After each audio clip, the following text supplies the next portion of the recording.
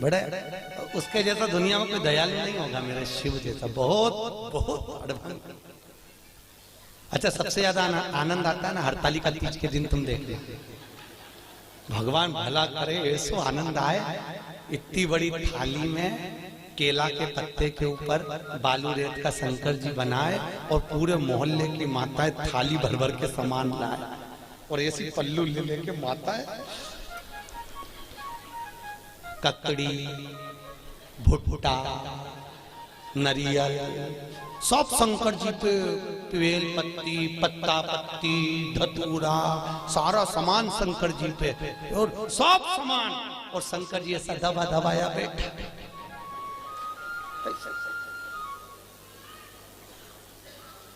पार्वती जी बोली हटाऊं क्या? शंकर जी बोले धरे रहने दे, अब तो सुबह 4 बजे हटेगा। और ये पूरी रात भजन गाती फिरे, तांबा का हंडा तातो धरो पानी।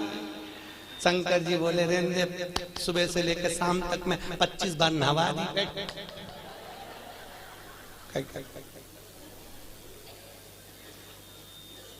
और बोलती जा, नींद आए भोला नवा के देऊंगी।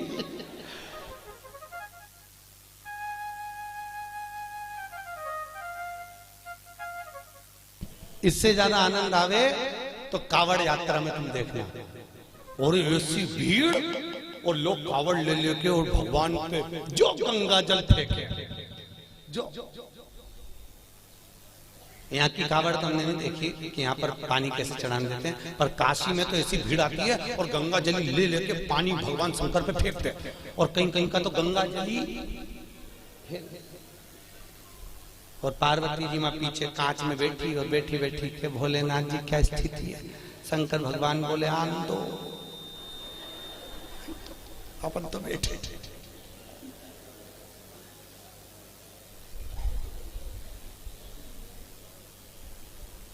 अपन तो बैठे थे।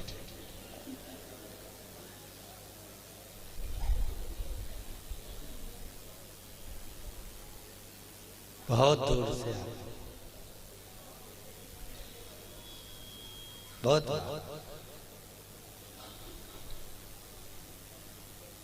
और आनंद इतना रहे ना। हरतालिका तीज के दिन माताएं दो सुबेरे से लेकर 12:30 बजे तक बहुत अच्छी दिखती है। सुबह से दोपहर के 12:30 बजे तक, 12:30 के बाद तो पलंग पे मिलती पट्टा बांध के।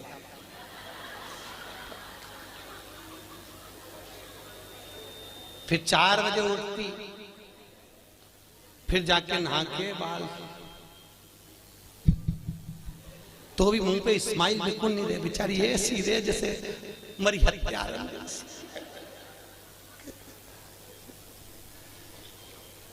और फिर भी फोन लगा के पूछती रहती, चाची जी पंडित जी कितनी बजे आएगा, पंडित जी कितनी बजे आएगा। और पहली पूजन पे चाय पी गई। पहली पूजन के बाद हमने पूछा, माता जी इसमें तो लिखा है कि दूध पिए तो बिल्ली बने, सोए तो अजगरी बने, बोले तो मेंढकी बने, तो तू तो चाय पी रही, किताब में चाय का नहीं लिखा। हमने फिर डबल से पढ़ी हरतालिका तीज की किताब, तो हमने देखा वास्तव में हमें चाय का नहीं था। ये माता इतनी चतुर, जो चीज का नहीं लिखे वो निपटा जा रहा है। इसलिए किताब छापने वाले ने अच्छा करा, सब चीज लिख दी। सोए तो ऐसा, दूध पिए तो ऐसा, बेचारे को नहीं मालूम होगा कि चाय भी चलेगी, तो वो भी लिख देता।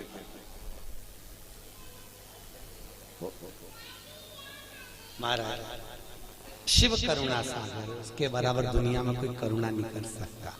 राम जी की सेवा में तो ये भी चाहिए वो भी चाहिए, और कृष्ण की सेवा में भी ये चाहिए वो चाहिए, और शंकर की सेवा में तो पानी चढ़ाओ तो ठीक है, नहीं चढ़ाओ तो ठीक है, नहीं तो यहाँ तो शास्त्र कह रहा है मुझे कुछ भी प्रिय नहीं है। शिव कहते हैं मुझे केवल एक प्रिय है और वो सत्य प्रिय है, इसलिए सत्यम शिवम सुंदरम, मुझे सत्य प्रिय है। इसलिए जो मर जाता है उसको तोप के ले जाते हैं, तो चिल्ला चिल्ला के जाते राम नाम सत्य है। दुनिया के लोग इसलिए चिल्ला के ले जाते हैं कि इसको स्वीकार कर लेना, इसी ने सत्य बोला है, हम तो यूं ही झूठेरे हैं। ला हमारा काम तो इकट्ठा करके तुम्हारे यहाँ छोड़ना। असत्य ना मानो, सत्यमय जीवन को जियो।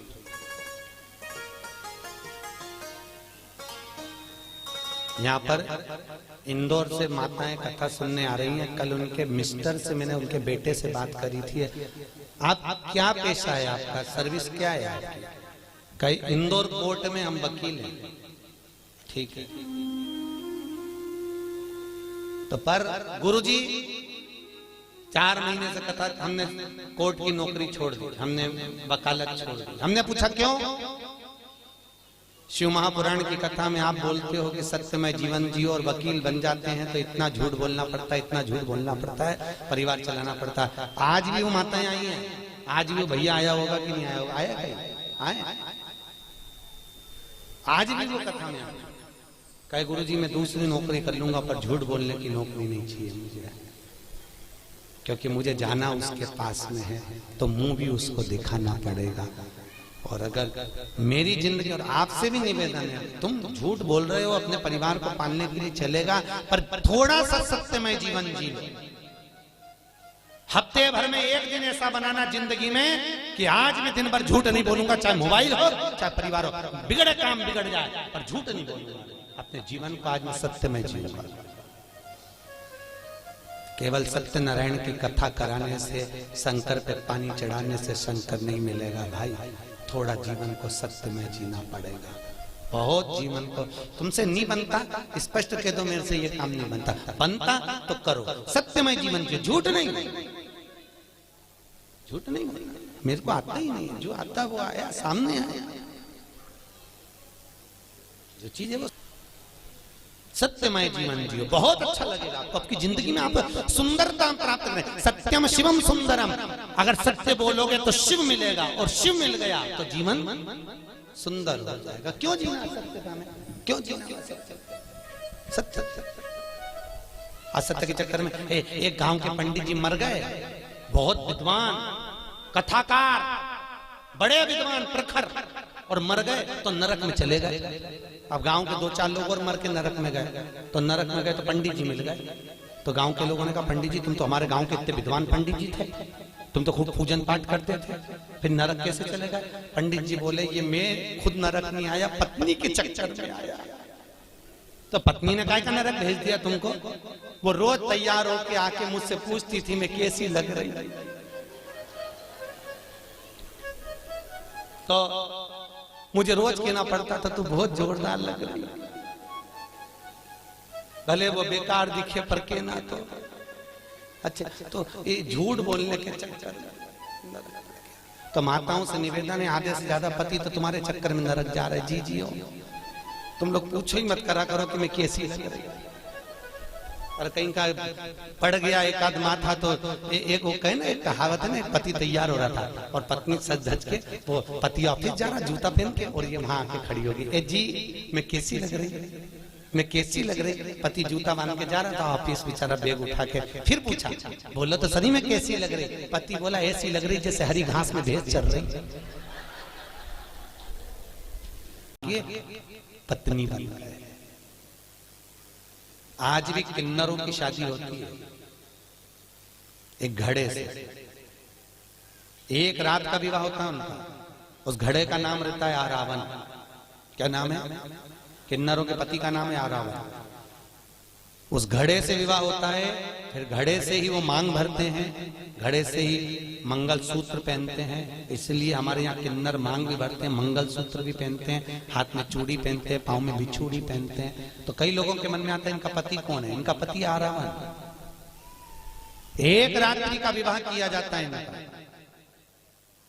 एक रात। और उस आरावन का विवाह भगवान द्वारकाधीश के साथ में हुआ। किन्नर भगवान को बनना पड़ा, प्राण छूटे उस आरावन के, भगवान फूट फूट कर रोए। भगवान ने ये लीला शिव जी के वचन को निभाने के लिए। किन्नर शास्त्र कहता किसी पर मत हंसो जिंदगी में कभी भी। ना जाने कौन सी घड़ी, किस पल, किस जगह, किस स्थान पर हम हंस दिए और वो बुरा बुरा हो गया। ना हंसिए। अपने को प्रसन्न रहना है, अपनी जगह पर रहिए। अपने को अलमस्त रहना, अपनी जगह पर रहिए। पर किसी को देखकर, किसी को उंगली उठाकर, किसी की ओर निगाह कर कर हमारे चेहरे पर प्रसन्नता का भाव नहीं होना चाहिए। उसको ना जाने कब ठेस पहुंच जाए। प्रसन्न भाव बहुत। आज ब्रह्मा जी तुमने सृष्टि की रचना ठीक नहीं करी, इसलिए आज भी हिंदू धर्म की रीति है, भगवान शंकर का अर्धनारीश्वर स्वरूप का फोटो मंदिर में लगा सकते हो, आश्रम में लगा सकते हो, पर घर में अर्धनारीश्वर स्वरूप का फोटो नहीं लगाया जाता। शंकर के आधे शिव और पार्वती का स्वरूप। कौन सा स्वरूप? जम के बोलिए, अर्धनारीश्वर। घर में नहीं लगता वो फोटो। अगर आपको लगेगा तो कहीं आश्रम में लग जाए, कहीं मंदिर में लग जाए, कहीं अन्य जगह पर लग जाए, और घर में अर्धनारीश्वर स्वरूप का फोटो नहीं लगाया जाए। फोटो नहीं लगा, अर्धनारीश्वर स्वरूप का दर्शन। सृष्टि की रचना का फिर निवेदन करा। ब्रह्मा जी ने अपनी जंघा से मनु और शत्रुपा को प्रकट करा, उन्हीं की सृष्टि आगे बढ़ी। उत्तानपाद प्रियवत कन्या देवहूति प्रसूति आपूति हुई, और कन्या प्रसूति का चरित्र वर्णन किया गया जो दक्ष प्रजापति के साथ में दिया। माता प्रसूति के गर्भ से कई बच्चों का जन्म हुआ, कई बच्चों ने जन्म लिया, पर जितने बच्चे लड़कों ने जन्म लिया उनको देवऋषि नारद ने सत्कर्म में लगा दिया। सबको भजन में लगाया, कीर्तन में लगाया, सबको सत्संग में लगाया। 60 कन्याओं का जन्म हो गया। कन्याओं के जन्म के बाद भी देखो, माता प्रसूति के गर्भ से जितने बच्चों ने जन्म लिया वो सब संस्कारित हुए, सब संस्कार। और फिर निवेदन है, जिस गांव में पानी की कमी होती है वहां की फसल बिगड़ जाती है, और जिस घर में संस्कारों की कमी होती है वहां की नस्ल बिगड़ जाती है। इसलिए नस्ल को सुधारने के लिए संस्कारों का होना जरूरी है। क्या दीजिए बच्चों को? अरे बोलो तो, संस्कार श्रेष्ठ। क्यों कहते हैं कि बच्चों को गीता पढ़ाओ? काहे के लिए कहते हैं? किस लिए कहते हैं? गीता पढ़ाने पर प्रेशर क्यों दिया जाता है? पढ़ाओ बच्चों को गीता। क्यों? आज घर के बच्चे अगर गीता पढ़ लेंगे तो कल ये बच्चे बड़े होकर कोर्ट में गीता पर हाथ नहीं रखेंगे। अगर आज इन्होंने पढ़ ली है तो कल इनको अदालत पर गीता में हाथ नहीं रखना पड़ेगा। इनको पढ़ाई, इनको संस्कार दीजिए। बच्चों को कार मत दो, क्योंकि बच्चों को कार दोगे तो वो बेच कर खा जाएंगे। बच्चों को संस्कार दोगे तो कारों की भी लाइन लगा देंगे। अगर और कार जब शोभा देती है जब उनमें संस्कार हो महाराज। धन जब शोभा देता है जब आपके भीतर नम्रता हो साहब। मालूम पड़े पैसा बढ़ गया और अभिमान बढ़ गया, अहंकार बढ़ गया, तो भगवान भी कहते हैं बढ़ने दो, बढ़ने दो। होता है, कई लोग कहते हैं महाराज हमारा पड़ोसी कभी अगरबत्ती नहीं लगा, हमारा पड़ोसी कभी मंदिर नहीं जा, और 4 चौगुना बढ़ते चले जाए, भगवान उसको खूब दे दिया। और हम तो रोज मंदिर जाएं, रोज अगरबत्ती लगाएं, रोज दिया बत्ती करें, रोज भगवान के मंदिर में पहुंचे, तो भी हमको दुख मिल रहा, हमें तकलीफ। कहते कि नहीं कहते लोग? हम ही कष्ट में, हम ही परेशान। हम मंदिर जाते हैं, हम मंदिर जाएं तो भी हम परेशान। और हमारा पड़ोसन, हमारी देवरानी, हमारी जेठानी, हमारे रिश्तेदार कभी मंदिर नहीं जाते, तो वो तो बढ़ते जा रही है, बढ़ते जा रही है। तो ये चरित्र शिव महापुराण में लिखा है। एक बार भगवान विष्णु देवऋषि नारद के साथ पृथ्वी पर निकले। अच्छे से समझ लेना कि तुम्हें दुख क्यों मिल रहा है, और जिसको भगवान ने दिया तो उसको और क्यों दे दिया। अच्छे से समझ लो। विष्णु और लक्ष्मी, विष्णु और नारद निकले। निकलते समय नारद जी ने भगवान नारायण से कहा मुझे भूख लग रही है बहुत। भगवान ने कहा मुझे भी भूख लग रही है। सामने सेठ जी का घर है, चल वहां से कुछ खा लेते हैं। सेठ जी क्या पहुंचे, ब्राह्मण का रूप रखकर, सेठ जी भिक्षाम देही, सेठ जी भिक्षाम देही। सेठ जी पान चबाते चबाते बाहर निकल कर, क्या है? हमें भूख लग रही है महाराज, कुछ होए तो दे दीजिए। सेठ जी बोले तुम्हारा बाप रख के गया जो तुमको दे दूं? निकलो यहां से बाहर, फ्री फोकट का है, चलो। सेठ जी ने धक्के मारकर निकाल दिया। नारद जी भगवान नारायण से बोले, प्रभु बहुत घोर अपराध हुआ है, अपना अपमान हुआ है, श्राप दो इसको, देव श्राप। ये सेठ कंगाल होना चाहिए, भिखारी होना चाहिए, देव श्राप। भगवान नारायण ने पीछे मुड़कर देखा, दोनों हाथ उठाकर कहा, जा 4 चौगनी लक्ष्मी और बढ़े, तू और करोड़पति बनता चले जा, और धनपति बने। देव ऋषि नारद ने भगवान विष्णु को देखकर कहा, उसने तुम्हारा अपमान करा, उसने तुम्हें अपशब्द कहा और तुम उसको क्या करो, 4 चौगनी लक्ष्मी और बढ़े, वो पहले से तो सेठ है, और सेठ बन जाए। हाँ बनने दे, चल। नारद जी को बुरा लग गया, और आगे गए। भगवान के भूख लग रही, क्या करें, सामने एक बुढ़िया का मकान था, झोपड़ा।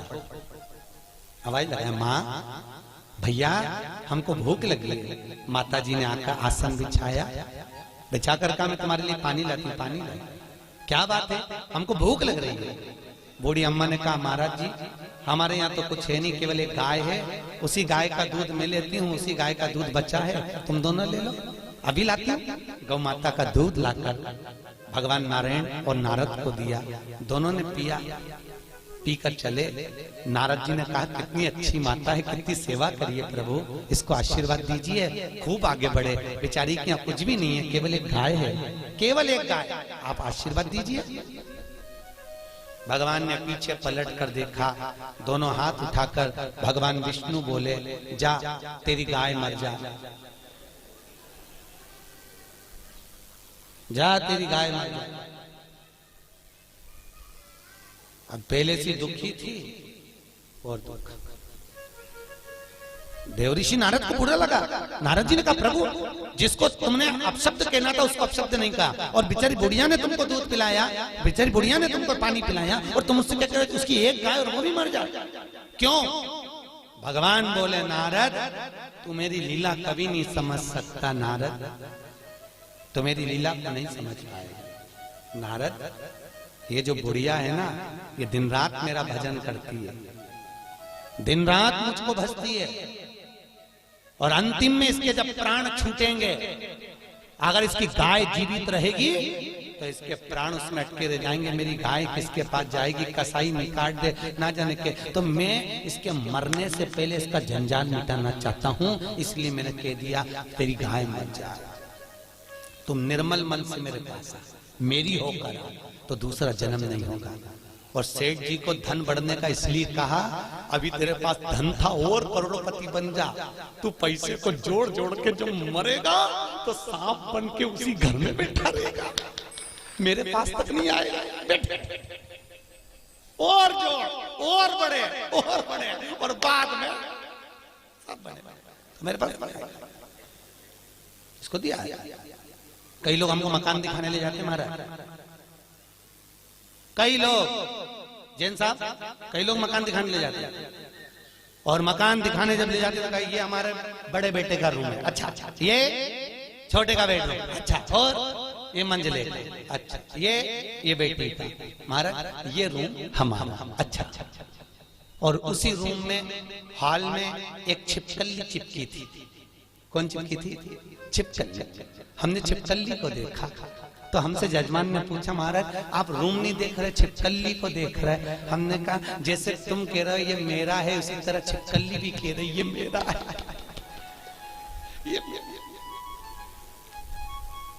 ना जाने कौन तुम्हारे परिवार का, तुम्हारे कुल का मेरा कहते कहते मर गया तो छिपकली बन गया, अभी भी नहीं छूट रहा, इसलिए माई चिपकी हुई है।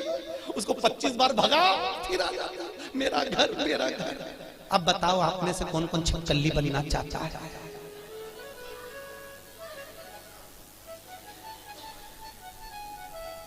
अरे बोलो तरी मोहनपुरा की जी हो, अच्छा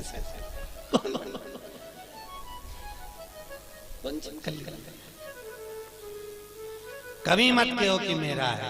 क्या लाए थे, क्या ले जाओगे? मुट्ठी बांधे आए हाथ पसारे जाओगे, सब धरा रह जाएगा। एक से बढ़कर एक साड़ियां फालती को लगी की लगाई।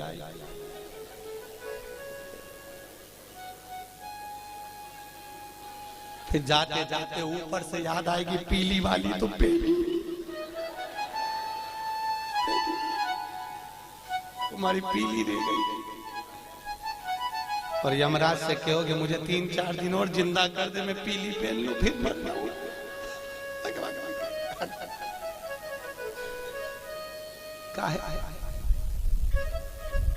धरी पड़ी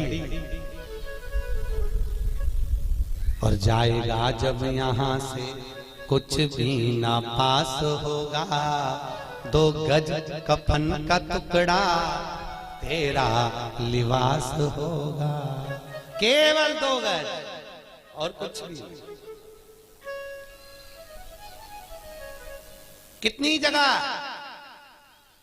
ट्रेन में सफर करा है? अरे बोलो तो जम के। रिजर्वेशन कराया, सीट मिली थी, सोए थे, बस उतनी जगह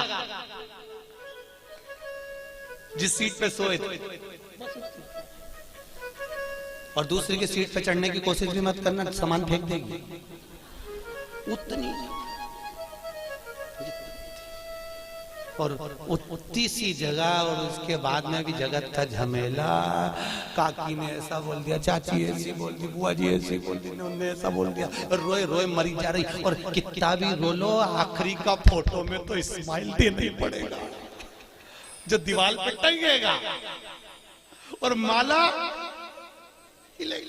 प्लास्टिक के फूल की ऐसी, और डॉक्टर स्माइल देती रहेगी। और वो फोटो के बाद में 16 शराब में नीचे उतरेगा, और नीचे उतर के फिर खीर और पूड़ी को ऐसे मल के चिपकाएंगे, और अम्मा स्माइल देगी, और खीर पूड़ी चिपकी रहेगी पूरी साल।